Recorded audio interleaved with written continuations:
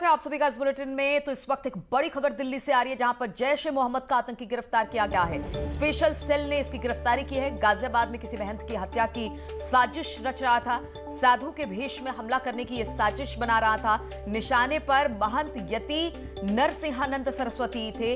डासना देवी के महंत हैं ये यति नरसिंहानंद सरस्वती। तो बताया जा रहा है एक साधु को निशाने पर लेकर उनको मारने की साजिश रच रहा था, लेकिन अब ये पुलिस के हत्थे चढ़ गया है। तो दिल्ली में जैश ए मोहम्मद का आतंकी गिरफ्तार किया गया। स्पेशल सेल ने इसकी गिरफ्तारी की है। गाजियाबाद में महंत की हत्या की साजिश रच रहा था। साधु के भेष में हमला करने की फिराक में था। बताया जा रहा है कि जो महंत है जिनकी हत्या करने की साजिश रच रहा था, उनका नाम नरसिंहानंद सरस्वती है। डासना देवी के महंत है नरसिंहानंद सरस्वती, जिनको मारने की इस जो आतंकी है वो फिराक में था। तो गाजियाबाद के महंत की हत्या की साजिश रच रहा था। जैशे का आतंकवादी बताया जा रहा है, जिसे स्पेशल सेल ने गिरफ्तार किया है। दिल्ली से गिरफ्तारी हुई है। बताया जा रहा है कि स्पेशल सेल ने इसे गिरफ्तार किया। गाजियाबाद में किसी महंत की हत्या की साजिश रच रहा था। साधु के भेष में हमला करने वाला था, लेकिन ऐन वक्त पर इसे स्पेशल सेल ने पकड़ लिया है। बातचीत करने के लिए शंकर आनंद दिल्ली से हमारे साथ जुड़े हैं। शंकर, कहां से हुई इसकी गिरफ्तारी?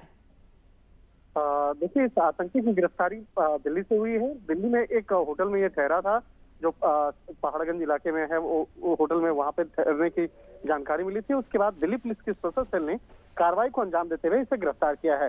इस आतंकी का नाम जॉन मोहम्मद डार उर्फ जहांगीर है, जो साधु के भेष में गाजियाबाद स्थित एक महंत की हत्या करने का प्लान बना रखा था। और इस मामले में अगर याद किया जाए तो जिस तरह से कमलेश तिवारी हत्याकांड को अंजाम दिया गया था, और ठीक उसी पैटर्न में इस हत्याकांड को भी अंजाम दिए जाने का एक प्लान वो रचा गया था।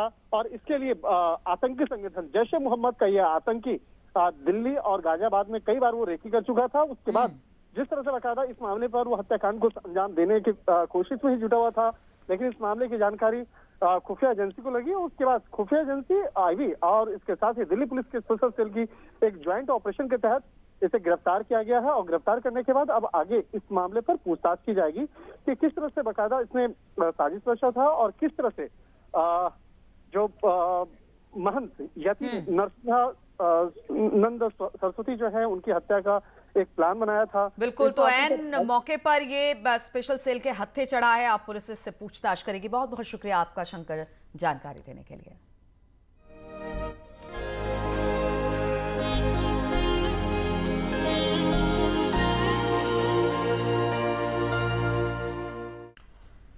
और जरा सोचिए कि किसी शादी में आप गए और जब तक आप चाय पानी करें तब तक शादी की रस्म ही पूरी हो जाए। हैरान रह गए ना? दरअसल कोरोना के इस दौर में शाहजहांपुर में अनोखी शादी देखने को मिली, जो सिर्फ 20 मिनट में पूरी हो गई।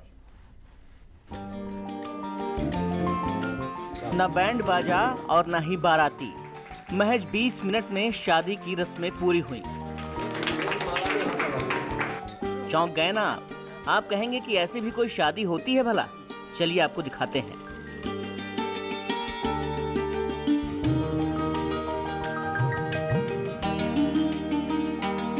कोरोना काल में हर तरफ से जहां दुख और परेशानी की खबरें आ रही हैं, तो ऐसे में शाहजहांपुर से एक राहत भरी खबर आई। यहां महज 20 मिनट में पुष्पेंद्र दुबे और प्रीति विवाह के बंधन में बंध गए। दोनों ने मंदिर में 7 फेरे लिए और बेहद सादगी से 7 जन्मों के लिए एक दूसरे के हो गए।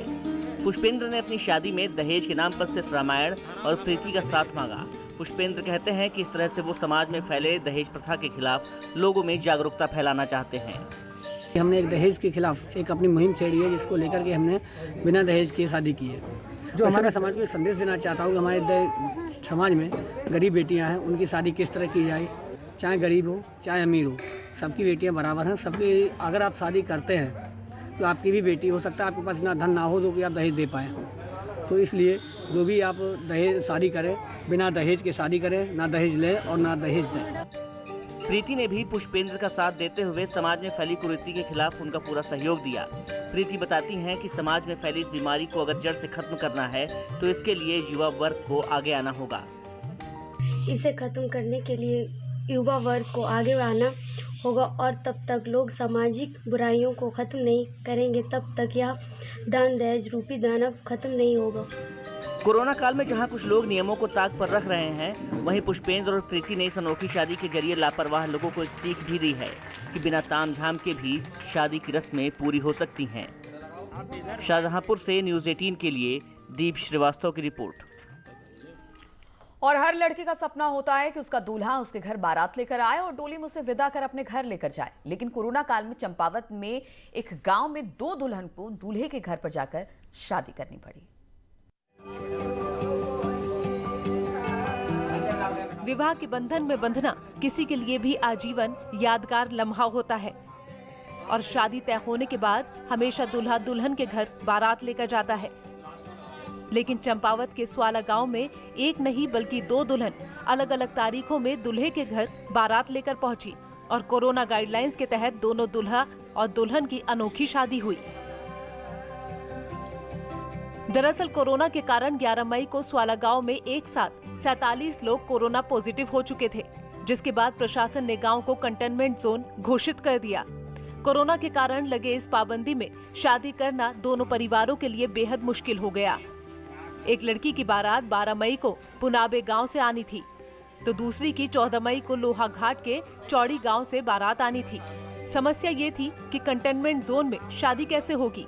ऐसे में प्रशासन और परिजनों ने तय किया कि दूल्हे की बारात ले जाने की जगह दुल्हन पक्ष को कोरोना गाइडलाइंस के तहत दूल्हे के घर में आकर शादी कार्यक्रम करने होंगे। आपसी सहमति के बाद दुल्हन के परिजनों ने दूल्हे के घर में पहुंचकर अपनी बेटियों की शादी की। चंपावत से कमलेश भट्ट की रिपोर्ट।